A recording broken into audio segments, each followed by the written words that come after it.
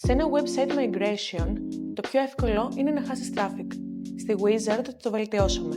Ένα premium aesthetic brand μας χρειαζόταν ένα νέο website, πιο σύγχρονο, πιο καθαρό και πιο κοντά στην εικόνα του brand.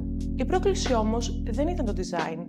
Ήταν να γίνει η μετάβαση χωρίς απώλειες σε organic traffic, rankings και conversions. Στη Wizard αντιμετωπίσαμε αυτό το νέο project ως SEO migration από την πρώτη κιόλας μέρα. Σχεδιάσαμε τη δομή του νέου website με SEO first λογική, οργανώσαμε καλύτερα τις σελίδες των υπηρεσιών, βελτιώσαμε την εσωτερική αρχιτεκτονική και δουλέψαμε πάνω σε τεχνικά σημεία όπως το schema markups, το XML sitemap, το indexability και το crawlability. Ο στόχος ήταν απλός. Το νέο website να μην είναι απλώς πιο όμορφο, να είναι πιο αποδοτικό. Και μέσα στους επόμενους μήνες από το launch, τα αποτελέσματα ήταν ξεκάθαρα. Αύξηση 32% σε organic traffic, αύξηση 28% conversions από φόρμες, αύξηση 132% conversion rate και το domain rating ανέβηκε από το 2,3 στο 31.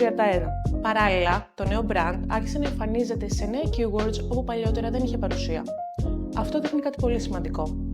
Ένα redesign μπορεί να ρίξει την οργανική απόδοση ή να την επιταχύνει. Η διαφορά βρίσκεται στη στρατηγική. Και στη Wizard αυτό ακριβώς χτίζουμε. Websites τα οποία δεν δείχνουν απλώς καλύτερα, αποδίδουν καλύτερα.